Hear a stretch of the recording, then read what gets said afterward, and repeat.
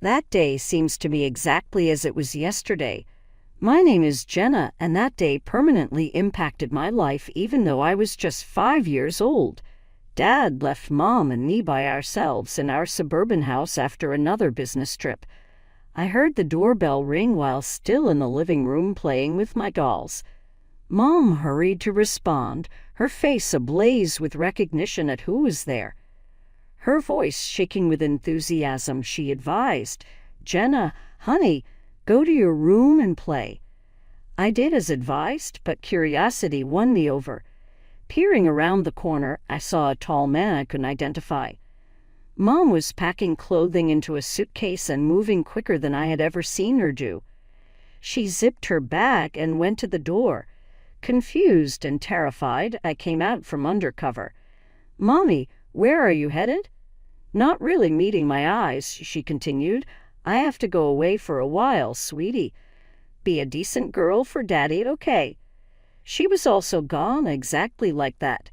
No hug, no kiss farewell, only the sound of a car engine beginning and then disappearing into the distance.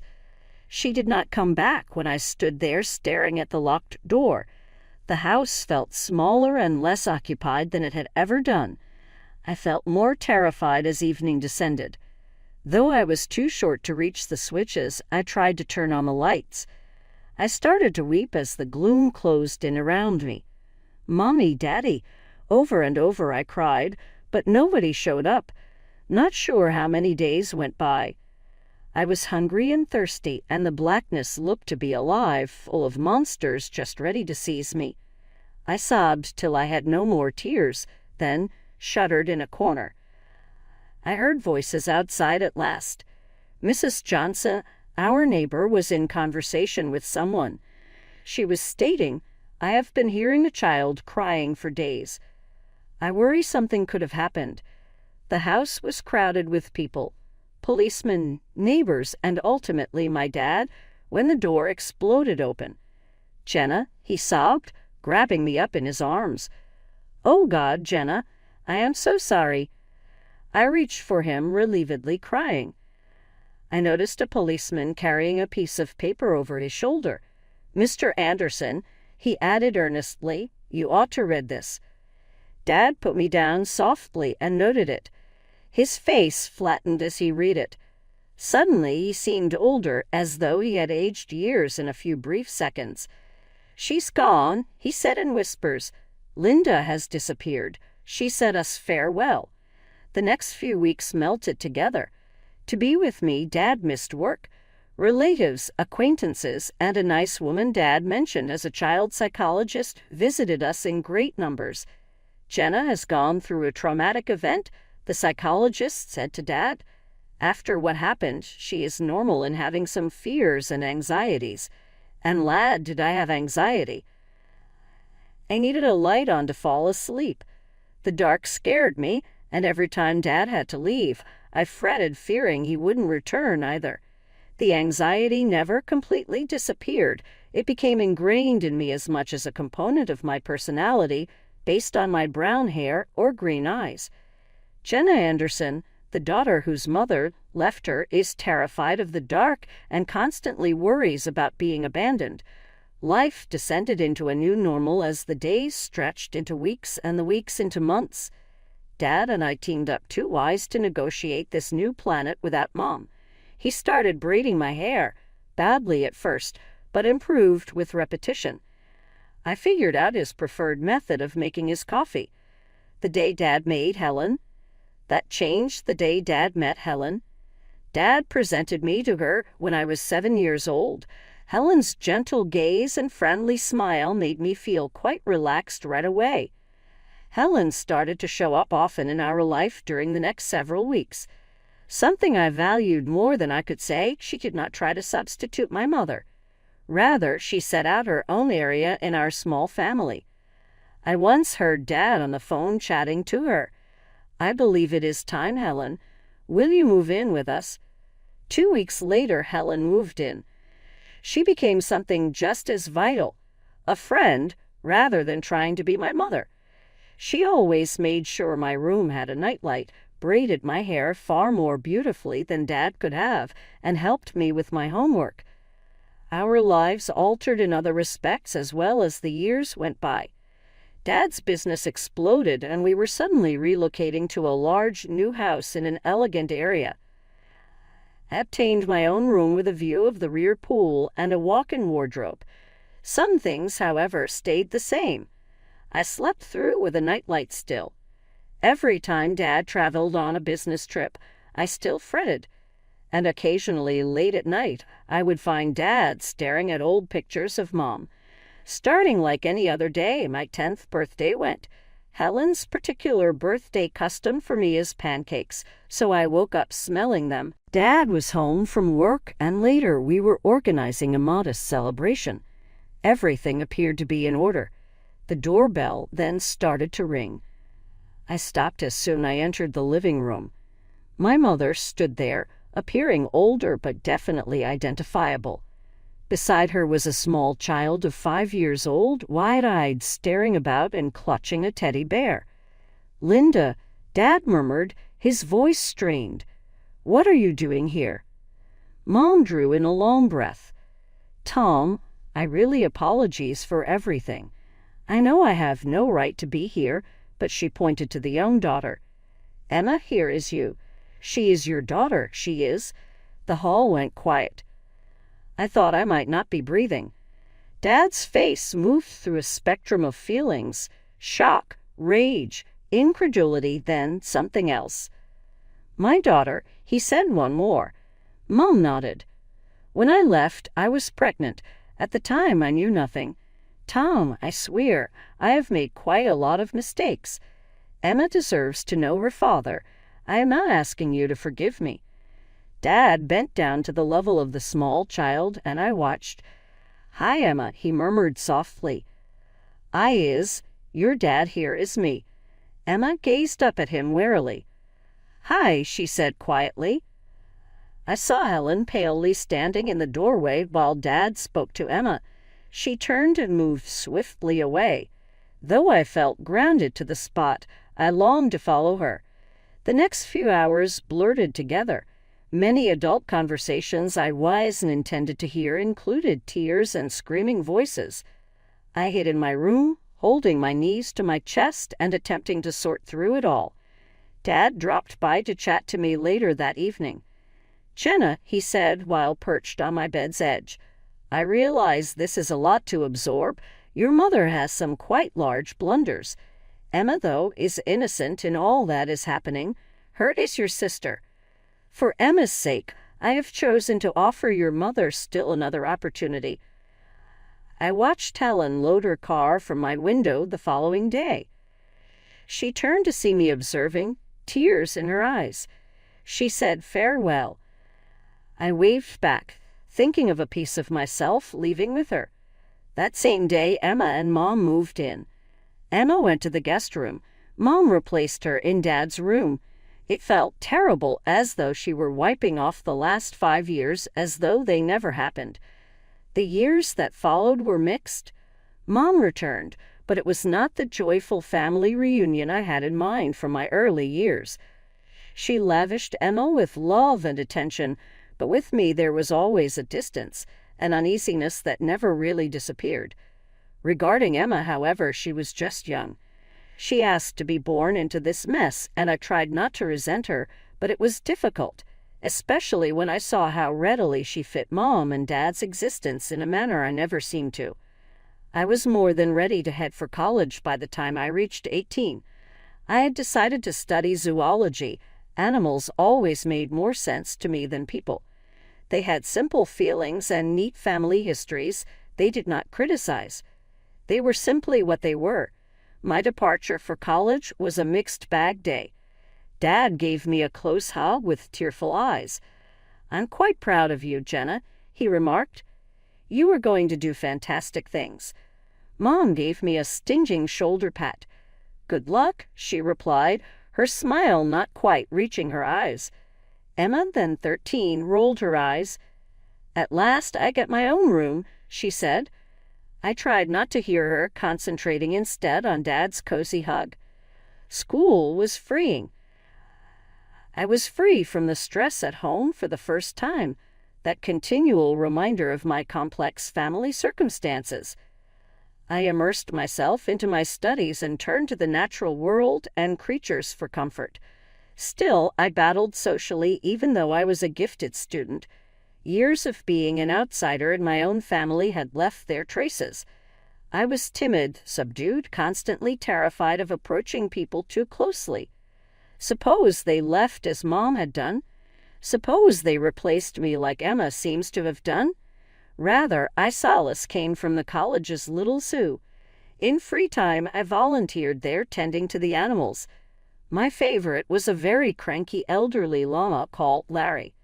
Though he seemed to tolerate me, he disliked most people. Before I knew it, I was graduating from college. The years there sped by, scanning the audience as I stood in my cap and gown with a certificate in hand.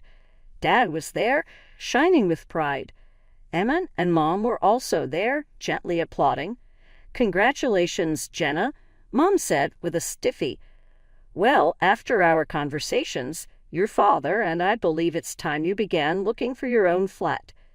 You know, fly with your wings." I thought I had been gutly punched. Looking at Dad, expecting he would oppose her, he simply turned away with a painful grimace. "Right," I said, attempting to keep my voice constant. "Of course, I will start looking straight now." The days right after my graduation were tough. Though it felt everything from friendly, I was back in my childhood house. Dad did his utmost to put me at ease, but Mom and Emma made it abundantly evident that I was an unwelcome visitor. "Jenna, have you yet begun job search?" Mom would ask over breakfast in a tone that seemed overly nice. "You know it's crucial to arrive early with foot in the door." Emma would interject, "Yeah, and maybe you could find your own place too." Around here, it is becoming really cramped. The toughest nights were nights. Emma never noticed that I still needed my nightlight to sleep. She burst into my room one evening as I was getting ready for bed. She laughed sarcastically and gestured towards my nightlight. "Given your 22 years, you still need that. Why then do you not have any friends?" Shame caused my cheeks to flush. Mumbled, "Leave me alone, Emma." Emma was still not done, though. She brought it up once more, this time fronting everyone, at dinner the next day. "Hey, Mom, Dad," she remarked, her voice oozing with sarcastic concern. "Jenna ought to see a therapist or something, right? She is an adult who can't make friends and fears the dark. Right, that is not usual." I sensed something snapping inside of me. Years of pent-up resentment and hurt erupted. "Emma, you want to know why I am like this?" With shaking in my voice, I said, "It is because my mother left me alone in a dark, empty house for days when I was 5. What effects on a child do you know of?" The table turned quiet. Dad turned down his plate, his face a mask of sorrow and suffering. Mom's eyes grew shocked, then rapidly became wet. "How dare you?" she sobbed, her voice suddenly loud. "How would you be so hateful and nasty? This is how you honor me. I have worked so hard to atone, to be a family again." I knew something as Mom's sobbing outburst went on, and Emma grinned triumphantly. I could not live here any more. This was not my house. These were not really my family either. I threw myself into job hunting with fresh intensity that day on. Then at last, a sliver of optimism. I had an interview set for a little animal rehabilitation center. Though not glitzy, it was a beginning. That morning I left the house cautiously hopeful. But when I got there, I discovered a quickly handwritten note on the door. "Events unanticipated cause cancellation of interviews. We sincerely apologize for any trouble." Let down, I left early than planned for home. Mom and Emma, deep in conversation, could be heard in the living room as I unlocked the front door. I heard my name and almost started to declare my presence. If Jenna weren't around at all, Emma was said. I mean, she deserves none of Dad's money. It is unfair. She is not even essentially a member of this family. Mom said, her voice calming, "I know, sweetheart." Still, we have to exercise patience. Convince your father to change his will once she moves out will be simpler. We just have to keep urging her to go. I thought I had been submerged in icy water. They wanted me gone from the family totally, not only from the house. And they also wanted my inheritance. Sitting on my bed, my mind flew. What action ought I to take? Should I forward this to Dad? But would he believe me above Emma and Mom? Though he loved Mom, he had forgotten her for deserting us. Perhaps he would side with them. My first lucky break came when I happened into a job advertising the city zoo. Their initiative for wildlife restoration called for a zoologist to help. Though not glamorous, it was exactly what I had been taught. I applied right away, and to my astonishment and happiness, I was contacted to interview. On the day of the interview, I stood in front of the main gate of the zoo, inhaling deeply to relax my anxiety. The interview turned out better than I could have dreamed. Driven by knowledge and enthusiasm, the lead zoologist, Dr. Martinez, looked taken aback. Jenna smiled warmly and added, "You have the job. Welcome to the team." I could have relievedly started to cry. At last, something was turning out perfectly. Working at the zoo exceeded all I had hoped for and more. My days were spent tending to wounded animals, teaching guests about environmental preservation, and even helping with research projects. Using the money I saved, I could rent my small flat and would go back there in the evenings. I started joining internet forums for animal lovers and those with same interests in order to fight the loneliness. I ran across Jake in there.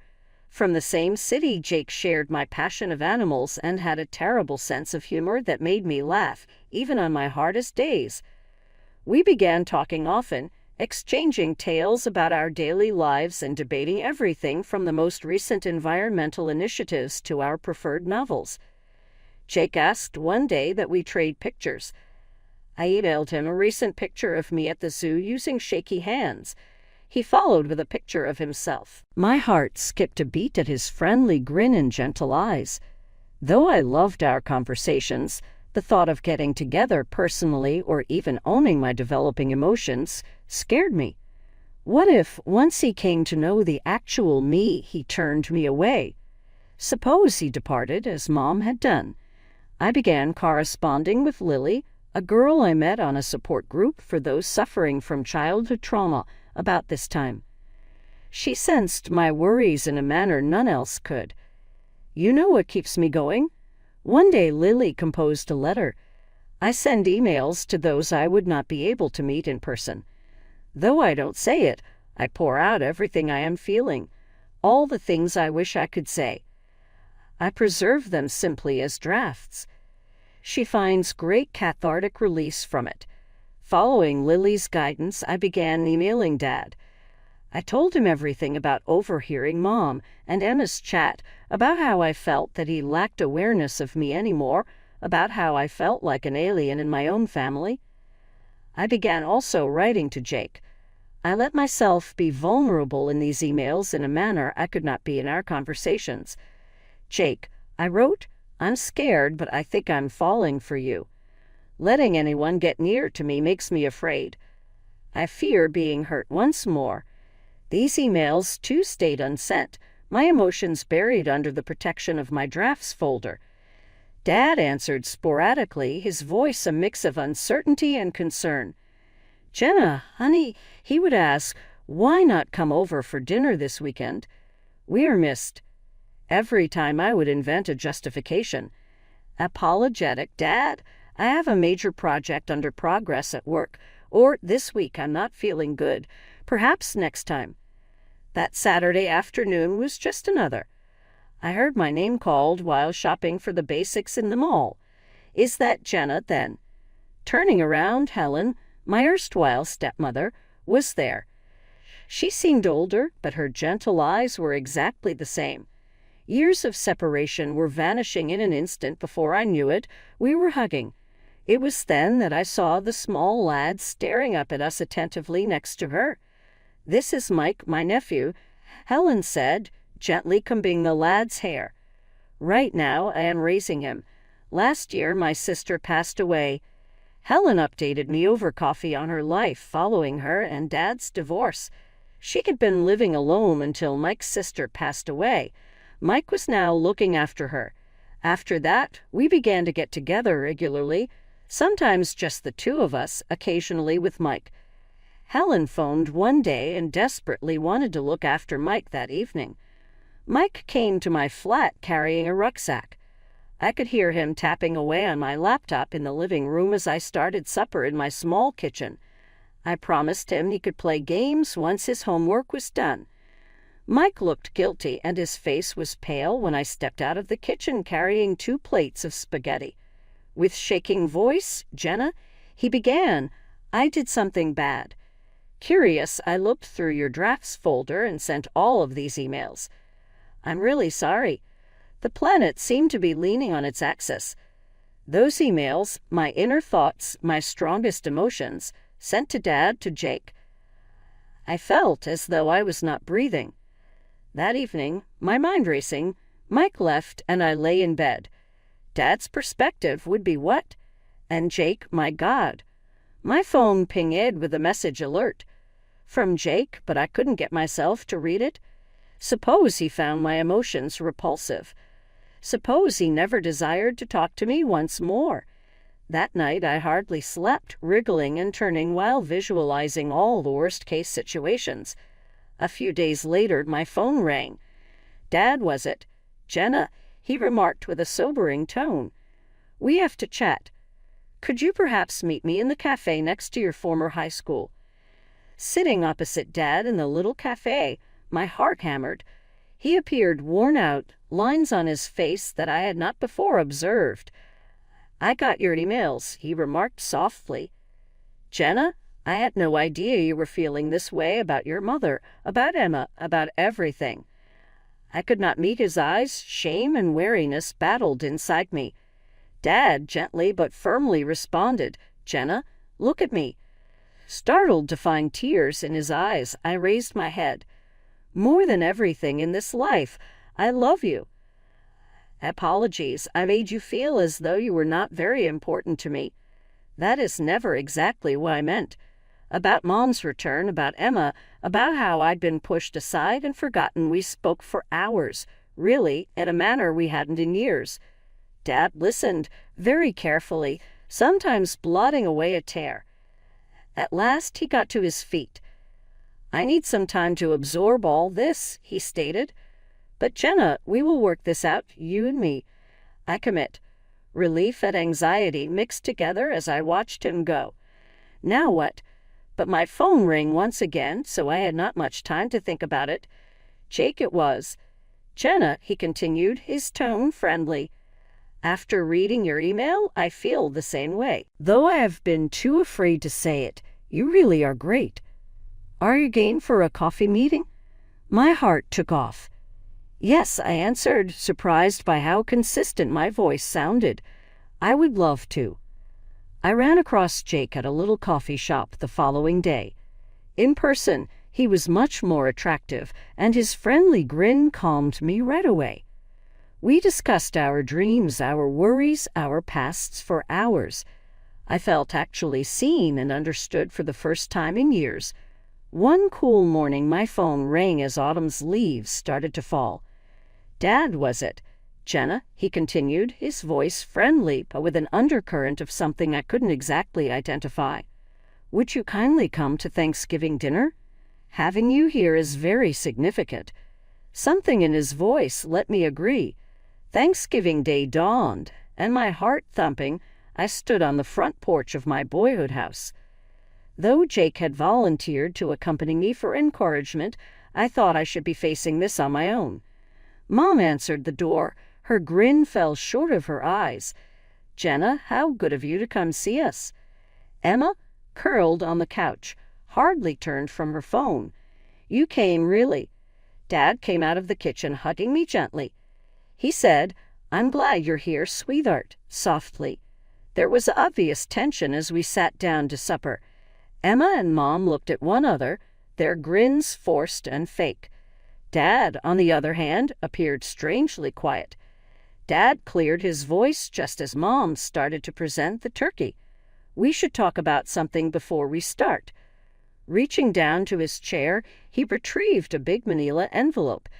Dad started gathering records and arranging them on the table. "Linda, Emma, I investigated as I knew for a while things wasn't quite right." He put up a bank statement. "First, I found fairly significant withdrawals from our accounts that I did not make." The face of Mom turned white. Emma now thought her plate was really fascinating. Dad then started bringing out still another document. "I paid Linda a private investigator. He sent pictures of your meetings with a certain gentleman at the Rosewood Hotel." Mom gasped as her palm shot to her mouth. "Tom, I can explain." Dad still had work to do, though. His hand shaking slightly, he withdrew one last document. "And at last I underwent a DNA test. Emma is not my daughter biologically." The chamber grew quiet. Emma's phone landed on the floor, clattering. Mom gave the impression of perhaps passing out. "I've already talked to my lawyer," Dad remarked, his voice firm despite the emotional resonance in his eyes. "Linda, I'm filing for divorce, and I'm afraid I'll have to ask Emma and you to leave this house." Mom found her voice, shock replaced by rage. "You are unable of doing this. I'll take you for everything you have." Dad's face grew stiffer. "Actually, Linda, you wouldn't. Should you seek to claim any property, I will countersue and demand back off of all the money you have taken plus what I have spent raising Emma. My attorney guarantees me I have a quite solid case." As Mom realized the truth of the matter, tears flowed down her face. Emma sat in startled quiet, her life falling apart all around her. Mom and Emma moved out the next few days. Dad and I started to reconstruct our bond, stronger than it had ever been. Every week we had dinners, lengthy conversations, and even began organizing a road trip between father and daughter. Over coffee one day, Dad cautiously mentioned Helen. "I have been thinking a lot about the past, about the mistakes I made," he added.